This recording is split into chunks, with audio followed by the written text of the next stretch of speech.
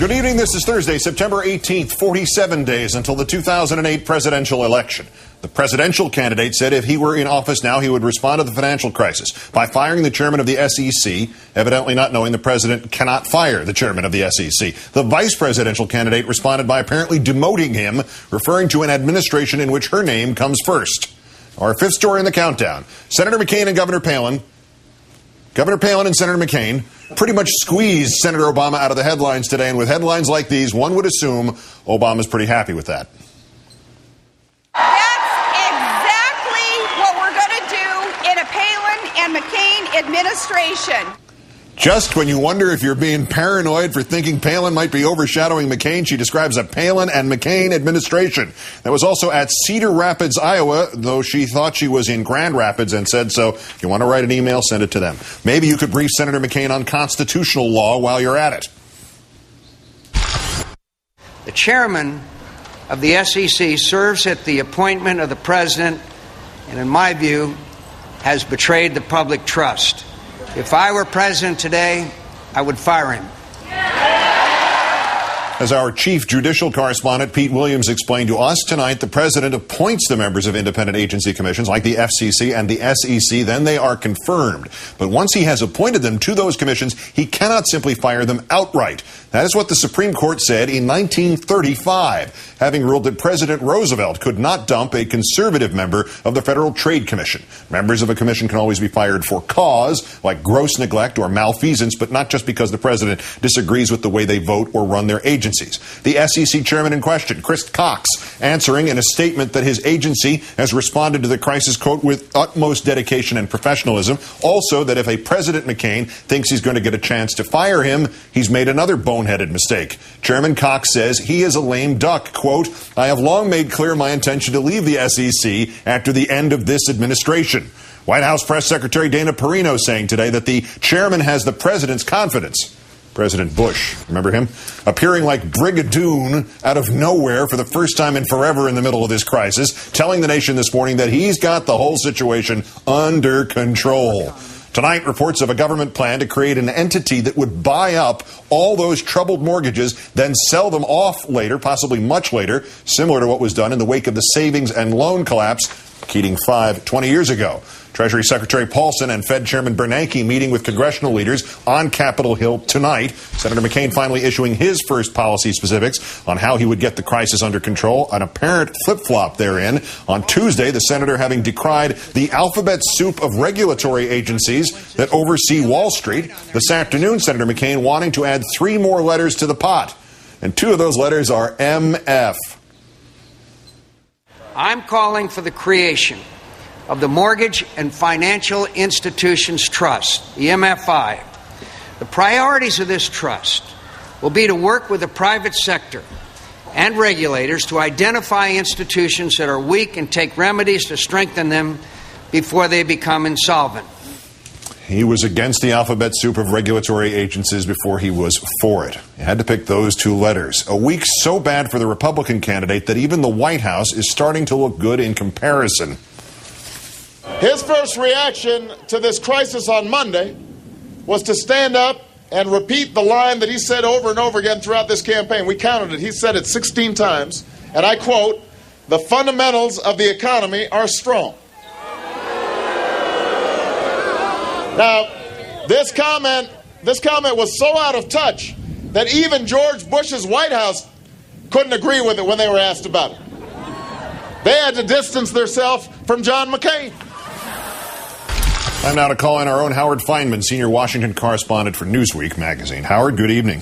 Hi, Keith. The McCain campaign has, since those remarks came out, said he meant to say he would have asked the SEC chairman, who's going to resign anyway, to resign. How many he meant to says do you get before people just stop listening?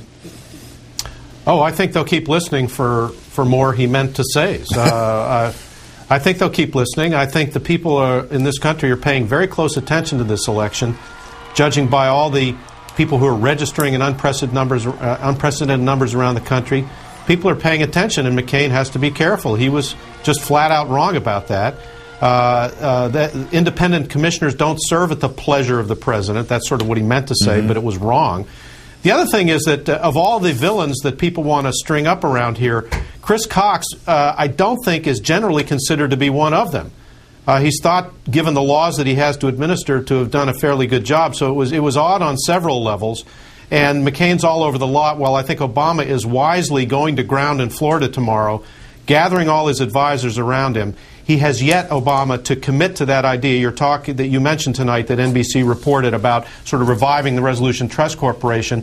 They may decide to do that, the Obama campaign, but Obama wants to, measure twice and cut once if he's going to do it. Speaking of Obama and advisors, there's another aspect of the McCain plan today. McCain has a new ad out claiming Obama has an economic advisor named Frank Raines, and that under Frank Raines' leadership, Fannie Mae committed extensive fraud, and it collapsed, and Frank Raines made millions. The problem being that the Obama campaign has said tonight, Frank Raines has never advised Senator Obama about anything ever. That's the quote. Then Frank Raines said, I am not an advisor to Barack Obama, nor have I provided his campaign with advice on housing or economic matters. What on earth happened there? Well, what happened is not much. Based on what I've been told, Frank Raines did pay a visit to Barack Obama's Senate office I'm not sure exactly when, but really before the campaign geared up big time is my understanding, and he didn't meet with Obama. Frankly, Frank Raines is kind of a radioactive character around here because he was heavily criticized by independent investigators who looked at what happened at Fannie Mae. And, he's not the Prince of Fannie Mae that you want to necessarily be in a photo op with. So Obama's a pretty shrewd politician. I think Raines has probably given some contributions, both to the Senate race and maybe to the presidential one, but he's not counted in the inner circle. This came about because of a Washington Post story. What the Obama people are telling me is that it was Raines himself who at the time identified him that way. Now he's got this statement out tonight. But I know the campaign well enough to know that Raines has never been in the inner circle of the Obama campaign. Governor Palin in Cedar Rapids, a Palin and McCain administration. A slip, an ego trip? Are they trying to tell the senator something? What was that? Well, maybe they're following in tradition. I mean, there are a lot of people think it's, at least in the first term, it was a Cheney-Bush administration. So why not? And I think we've learned about Sarah Palin that she doesn't hide her light under a bushel. I mean, she's aggressive politically. She took on the Republican establishment in Alaska both because she was a maverick and because she wanted to be the star of the show.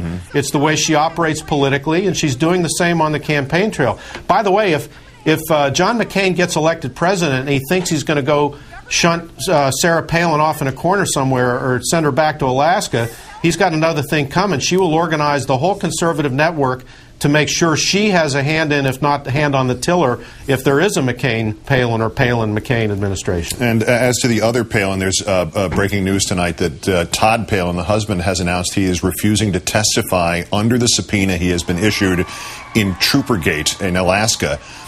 He gets to ignore the law. Why? And is this more of the next Bush administration before the current Bush administration is even over? Well, I don't know about that, but it's a bold move, especially since the legislative move to subpoena him or bring him in to testify was 3-2, including one Republican. I won't use any hunting language here, but it was the moose guy, a Republican, who said, let's bring Todd Palin in and have him talk to us. And don't forget, originally, Palin's husband and wife were all about cooperating with the investigation. They were going to lay everything on the table, no problem, nothing to hide. Now they're acting exactly the opposite way. And I agree with your analysis of the other night. The more they keep doing this, the more people are going to think that they're actually trying to hide something. Yeah, it just seems to violate some cardinal tenet here. It was not a big deal, and they've made it a bigger one. Nope. Howard Fineman of Newsweek and MSNBC. As always, Howard, great thanks.